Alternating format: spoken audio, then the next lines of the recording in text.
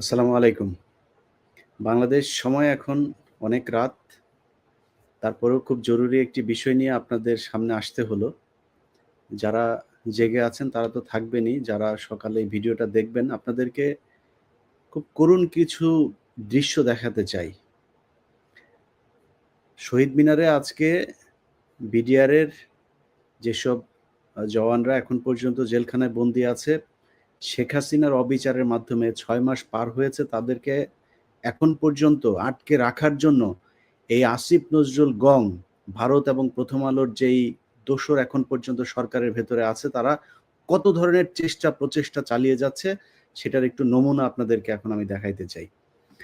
আমাদের শহীদ মিনার থেকে সরাসরি আমাদের সাথে যুক্ত হয়েছেন আপনারা শাকিল ভাইকে সবাই চেনেন মোটামুটি। তো শাকিল আপনি আপনারা এখন রাত বাজে ১টা ১৫ এখন পর্যন্ত এখানে আছেন।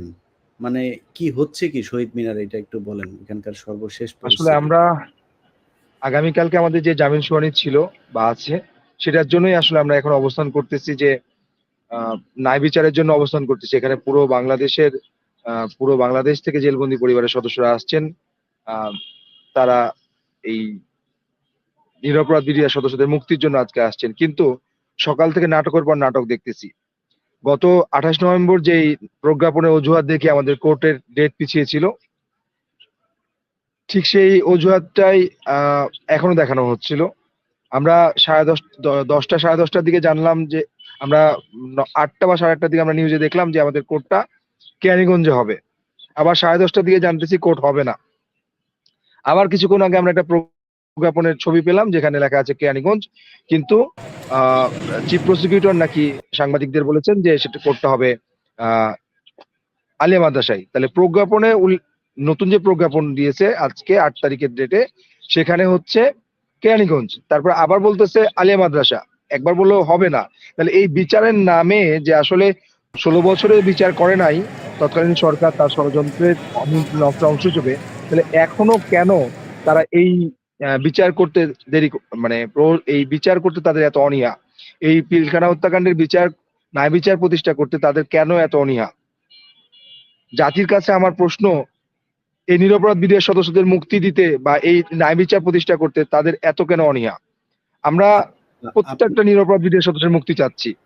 যদি আপনারা কি আপনাদের মনে হয় তারা পরিমাণের লোক এই মুহূর্তে কি পরিমাণের লোক আছেন এখানে কি অবস্থা একটু আমি দেখি তো আপনাদের চারপাশটা একটু দেখান দর্শকরা একটু দেখুক। জি, আমি আপনাকে একটু দেখানোর চেষ্টা করতেছি।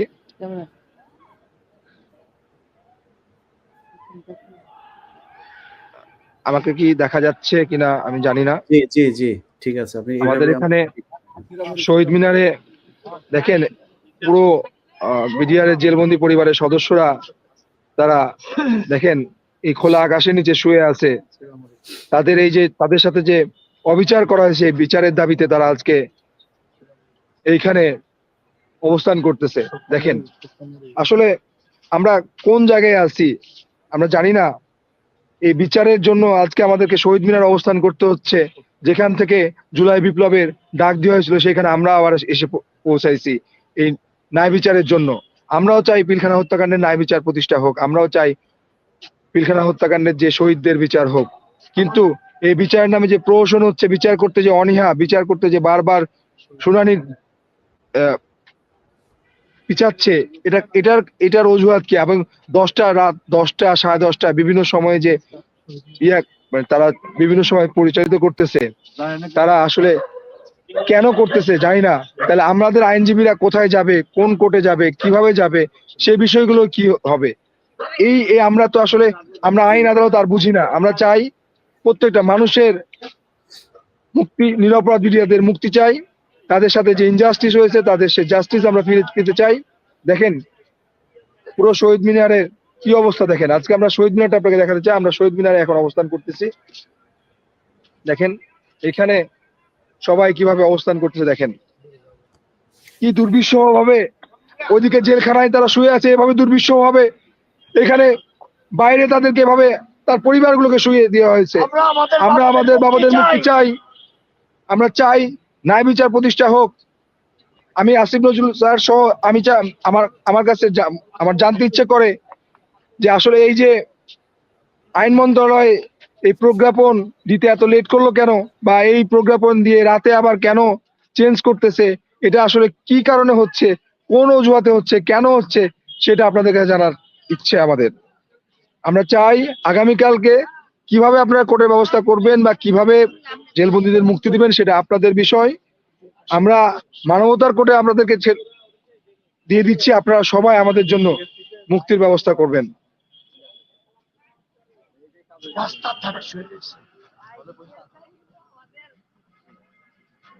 আমি কি আমাকে কি আমার কি দেখতে পাচ্ছেন? জি, আপনার আপনার ভিডিও আমরা দেখছি শাকিল, আপনার ভিডিও দেখছি।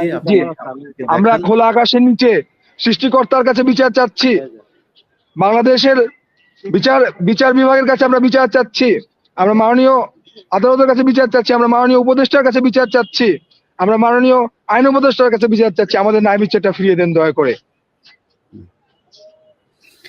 জি দর্শক, আমরা এই লাইভটা খুব বেশিক্ষণ দীর্ঘায়িত করতে চাচ্ছি না। আমি সরকারের কাছে অনুরোধ থাকবে, প্রশাসনের কাছে অনুরোধ থাকবে যে আমরা এই দেশ হাসিনা মুক্ত চেয়েছি এবং আমরা ভারত মুক্ত একটা বাংলাদেশ চেয়েছি, এবং সেই ভারত মুক্ত বাংলাদেশের জন্য এদেশের মানুষ কতটা রক্ত দিতে পারে সেটা সেই 5 তারিখের আগে যেমনটা দেখেছেন, এই গেল 2-3 দিন ধরে আপনারা সোশ্যাল মিডিয়াতে বিভিন্ন কিছু ভিডিও দেখছেন। সীমান্তবর্তী যে মানুষ, তারা খালি হাতে বন্দুকের সামনে দাঁড়িয়ে বিএসএফ এর এই সন্ত্রাসীদের সামনে কিভাবে দাঁড়াচ্ছে, কিভাবে প্রতিবাদ করছে, সেটা আপনারা নিশ্চয়ই দেখছেন। অতএব আমি মনে করি এই দেশের মানুষ এই আমাদের স্বাধীনতা রক্ষার জন্য যদি জীবন দিতে হয়, তারা জীবন দেওয়ার জন্য প্রস্তুত। এবং এই বিডিআরের জওয়ান যারা, তারা সবাই দেশপ্রেমিক। এই দেশপ্রেমিক জওয়ানদেরকে শেখ হাসিনা তার ক্যাঙ্গারু কোর্টের মাধ্যমে বিচারের নামে তাদের উপরে নির্যাতন চালানো হচ্ছে, এখনো পর্যন্ত নির্যাতন চালানো হচ্ছে। জেলখানায় কারা কর্তৃপক্ষের ভেতরে এখনো সে আওয়ামী শাসন আমলে যে যারা ছিল তাদের অনেকে এই কারাগারের যে জীবন সেটাকে আরো বেশি দুর্বিষহ করে তুলছেন। তো আমি সরকারের কাছে অনুরোধ করব, দেয়ালে পিঠ ঠেকে গেলে মানুষ যা করে সেটা করতে বাধ্য করবেন না। আজকে যারা এসছে এখনো পর্যন্ত সময় আছে, যদি কোনো ধরনের কোনো ষড়যন্ত্র মাথায় থেকে থাকে তাহলে সেটা ছেড়ে ফেলবেন। এবং আদালতের সময় এখনো শুরু হতে আরো প্রায় 7-8 ঘন্টা সময় বাকি আছে সকাল হতে। আপনারা তার মধ্যে যদি কোনো ধরনের ষড়যন্ত্র করার ইচ্ছা থাকে সেটা করবেন না, কারণ যারা এখানে এসে শুয়েছে তাদের যদি বুকে গুলিও চালান, এরা ঢাকা থেকে ফেরবে না তাদের পরিবারের লোকজনকে না নিয়ে। অতএব আমি মনে করি যে বিডিআরের এরা বিচার চায়, এরা কারোর সহায়তা, কারোর অনুগ্রহ, কারোর দয়া করুণা এসব চায় না, তারা বিচার চায়। বিচারের মাধ্যমে যদি তাদের ফাঁসি হয়, ফাঁসি দিয়ে দিবেন। কিন্তু শেখ হাসিনা যাদেরকে বিচারের আওতায় নিয়ে আটক করে জেলখানায় নির্যাতন করে 5 বছর 10 বছরের যাদের সাজা হয়েছে তাদেরকেও 15 বছর আটকে রেখে যেই পদ্ধতিতে বিচার করেছে, শেখ হাসিনার কোনো বিচার আমরা মানি না। এই সরকার বিচার করুক, বিচার করে তাদেরকে আবারও যদি প্রয়োজনে আটক করুক, জিজ্ঞাসাবাদ করুক, ফাঁসি দেক, জেল দেক, যা ইচ্ছা দেক, কোনো সমস্যা নাই। কিন্তু এই সরকারকে সেই বিচারটা করতে হবে, সেই বিচার পাওয়ার সুযোগটা তাদেরকে দিতে হবে। আমি মনে করি আসিফ নজরুল কম, তারা এই বিচারের পথটাকে একটা অন্তরায় তৈরি করার জন্য তারা নানাভাবে পায়তারা করছে। কিন্তু আমি এই সরকারকে বলে দিব যে এটা করে আসলে লাভ হবে না। বিডিআর হত্যাকাণ্ডের বিচার যেমন হবে, এই দেশে বিডিআরের জওয়ানদের সাথে যে ধরনের অবিচার করা হয়েছে সেটার সাথে যারা সম্পৃক্ত তাদেরও বিচার হবে।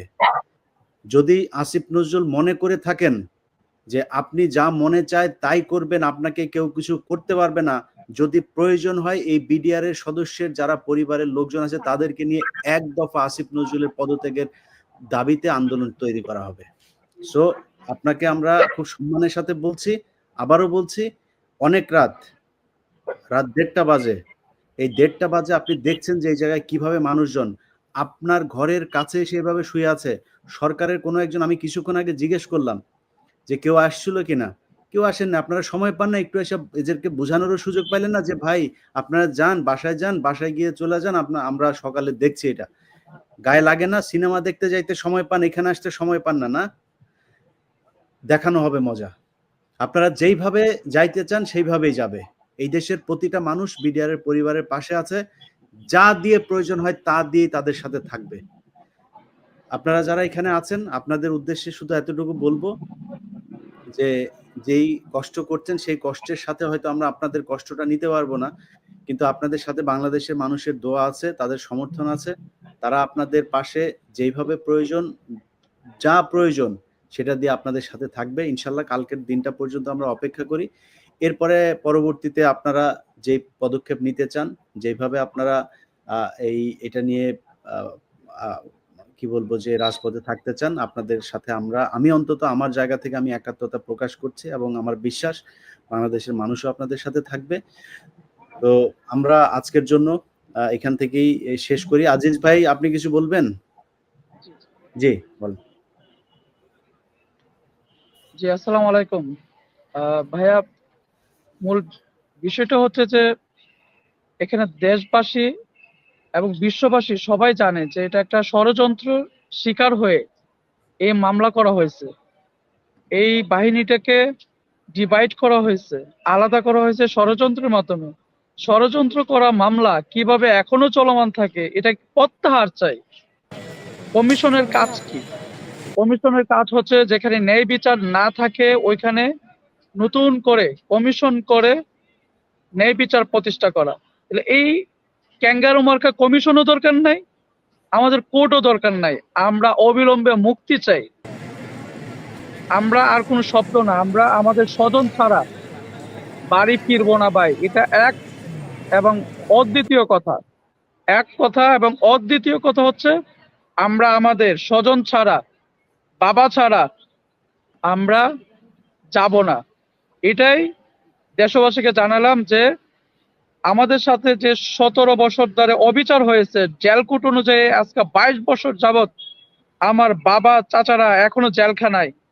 ন্যায় বিচার তো দূরের কথা, যেখানে পুরা বাংলাদেশ জানে যে এটা একটা প্রহসনের মামলা, যেখানে ইন্ডিয়ার জড়িত। এর প্রশ্নে এত আপোষ কেন আমাদের? এই হলো আমাদের একটা কথা। আমরা এর শেষ দেখতে চাই। প্রকৃত খুনিদেরকে যদি মাটির নিচে থাকে তাও উঠে আনতে চাই, যদি আকাশ পথে থাকে আকাশ থেকে হলো তাকে আমরা বাইর করতে চাই। জি আমরা এক কথায় ন্যায় বিচার চাই, কোর্ট চাই না। আমরা চাই মুক্তি, মুক্তি, মুক্তি। Enough, enough. এর বাইরের কিছু না। প্রত্যেকটা সদস্যকে নিয়ে বাসায় যাব, তারপরে পরবর্তী কুশলবদেরকে, ষড়যন্ত্রকারীদেরকে ধরার জন্য আমার বাবা চাচাকে নিয়েই আবার পুরো বাংলাদেশের প্রত্যেকটা আনাচে কানাচে প্রত্যেকটা খুনিকে বাইর করে তারপরে আমরা ফাঁসির কাস্টে ঝুলাবো ইনশাল্লাহ। ন্যায় বিচার প্রতিষ্ঠা করতে চাই। ইনশাল্লাহ। থ্যাংক জি, ইউ ভাই। আর কেউ আছে? আর কেউ কিছু বলবেন? হুম,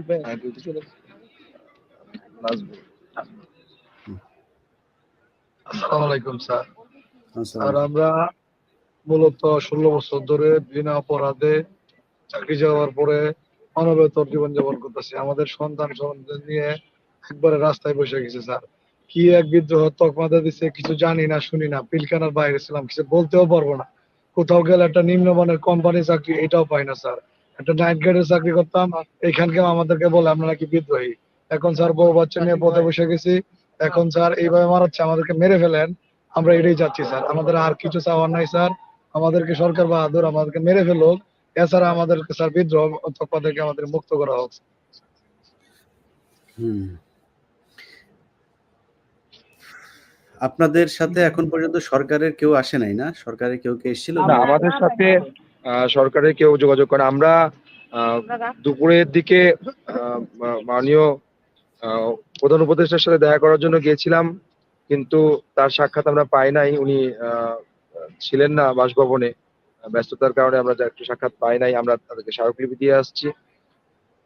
আমরা ন্যায় বিচারের জন্য স্মারকলিপি দিয়ে আসছি। অথচ দেখেন, এই রাতের মধ্যেই 3বার 4বার কোর্টের ডেট নিয়ে, কোর্টের শুনানি নিয়ে তারা মানে টালবানা করছে। এখন আমাদের এই যে আইনজীবীরা কোথায় যাবে, কি করবে আমরা জানি না। আমরা তো আসলে আদালতে লড়তে পারি না, আমাদের তো সেই অধিকার নাই। তাহলে আমাদের আইনজীবীদের সকালবেলা কে বলবে কোথায় হবে কোর্ট বা কিভাবে কোর্ট পরিচালনা করবে সেটা আমরা জানি না। আমরা চাই তারা কিভাবে ব্যবস্থা করবে সেটা তাদের বিষয়, কিন্তু আমরা ন্যায় বিচারের মাধ্যমে প্রত্যেকটা বিডিআর সদস্য, নিরাপদ বিডিআর সদস্য মুক্তি চাই এবং এই প্রহসনমূলক মামলা প্রত্যাহার চাই। জি, ঠিক আছে। আপনারা থাকেন। আপনাদের আপনাদের সাথে তো আমরা আছি, আমি তো আছি, সেটা দেখছেনই। ইনশাল্লাহ সকালে আবার আপনাদের সাথে কথা হবে। দেখা যাক কি হয় সকালে। সকাল পর্যন্ত অপেক্ষা করেন। কালকে আবার আপনাদের সাথে সকালে আমরা ইনশাল্লাহ দেশের মানুষকে সবশেষ পরিস্থিতি কি সেটা জানাইতে পারবো। তো ইনশাআল্লাহ।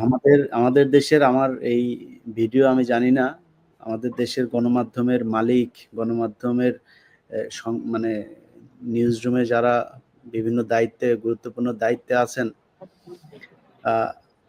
আপনাদের চোখে পড়বে কিনা জানি না। আল্লাহর ওয়াস্তে এই যে মানুষগুলো আছে, এটা একটু জনগণের সামনে তুলে ধরেন। সকালে যে কোর্ট হবে সেখানেও সেই বিষয়গুলো আপডেট বাংলাদেশের মানুষকে জানান। যদি সম্ভব হয় সেখান থেকে লাইভ সম্প্রচার করেন, এটা মানুষ চায়। আর যদি না করেন তাহলে মনে করব যে আপনারা এখনো ঘুমের মধ্যে শেখ হাসিনাকে স্বপ্নে দেখেন, সেই অপেক্ষায় আছেন। এটা এখন বাংলাদেশের সবচেয়ে বড় ইস্যু। বিডিআর এর এই পরিবারের 15 বছর বিচার ছাড়া কোনো মানুষ জেলখানায় থাকবে কোনো অন্যায় না করে, এটা পৃথিবীর কোনো দেশে আমার মনে হয় এই নজির নাই। তারা 15 বছর জেল খেটেছে, যদি যাবজ্জীবনও হয় তারপরে তো শেষ। আর কত? জেল কোর্ট অনুযায়ী 21 বছর হয়। আর কত? না সেটারও তো মানে আমি বলছি যে ধরেন সেই 15 বছর থেকে যদি আমাদের তো একদম টোটাল 15 বছর। 15 বছর আর জেল তো আর 15 বছরে বছর হয়, মানে 365 দিনে বছর হয় না। জি। তো সেই হিসাব যদি করা হয় তাহলে কি বলবো, এরা প্রায় 500 বছর জেলখানায়। জেলের একটা দিন, এটা বিশাল, মানে বিরাট একটা ব্যাপার। তো আপনারা সেই মানুষগুলোকে, জেলখানায় আছে, আমার সবার কাছে অনুরোধ থাকবে যে এই মানুষগুলোর বিষয়গুলো মানুষের সামনে তুলে ধরেন, যাতে এটা নিয়ে যাতে সরকার কোনো ধরনের ষড়যন্ত্র করতে না পারে। সরকার বলতে আমি পুরো সরকারকে দায়ী করব না। এখানে কিছু মানুষজন আছে যারা প্রথম আলো এবং ডেইলি স্টারের প্রেসক্রিপশনে এখানে ঢুকেছেন। তারা চেষ্টা করছেন কোনো না কোনোভাবে বিডিআর এর এই বিচারটাকে করতে। এরা ওই বিডিআর এর যে কমিশন তৈরি করা হয়েছে সেখানেও তারা উমনামার একটা ক্লজে ঢুকিয়ে দিয়েছেন যে এই বিচার যে হচ্ছে এইটা নিয়ে কোনো কিছু করা যাবে না। সবকিছু নিয়ে হবে। বিডিআর এর ওই দিন কি হয়েছে সেইটা না, খালি ওই দিনের আগেও কাকে কোথায় পোস্টিং দেওয়া হয়েছে, র‍্যাব 2 তে হঠাৎ করে কে পোস্টিং পেয়েছে, র‍্যাব 1 এ কে পোস্টিং পেয়েছে, র‍্যাব 1 থেকে কাকে বের করা হয়েছে, ওই দিন কার যাওয়ার কথা ছিল তারা যায় নাই, কে কাকে ফোন করেছে, কমিশনের তদন্তে সবকিছু আসতে হবে। না আসলে সেই ব্যবস্থা আমার কাছে আছে। কি আছে সেগুলো আপনারা ইনশাআল্লাহ কমিশনের রিপোর্টের আগে আমার চ্যানেলে দেখতে পারবেন কি হয়েছিল সেদিন। অতএব এখান থেকে বের হওয়ার কোনো সুযোগ নাই। এখান থেকে বের হওয়া যাবে না। যারা এখনো কাঁচুমুচু করছেন এসব করে লাভ নাই।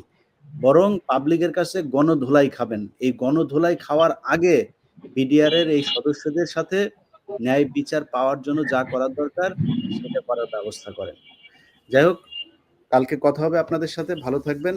আপনাদের যদি যা কিছু লাগে, যেকোনোভাবে যদি মনে করেন শাকিল ভাইকে আপনাদের জন্য খাওয়া দাওয়ার জন্য কিছু ব্যবস্থা করা হয়েছে। ইনশাল্লাহ যদি কালকেও দরকার হয় আমি আবারও আপনাদের কাছে যা প্রয়োজন পৌঁছে যাবে। আপনাদের আমার সামর্থ্যের মধ্যে যতটুকু আছে আপনাদের সাথে আছি। কালকে পর্যন্ত আপনারা অপেক্ষা করেন ওইখানে। আর এর মাঝখানেও যদি কিছু লাগে শাকিল ভাই আমাকে জানায়েন। সবাই ভালো থাকেন। আল্লাহ হাফেজ। জি, আসসালামু আলাইকুম। ধন্যবাদ ইলিয়াস ভাই আমাদেরকে এইভাবে সার্বিকভাবে সহযোগিতা করার জন্য। আসলে আমরা একেবারে দ্বার প্রান্তে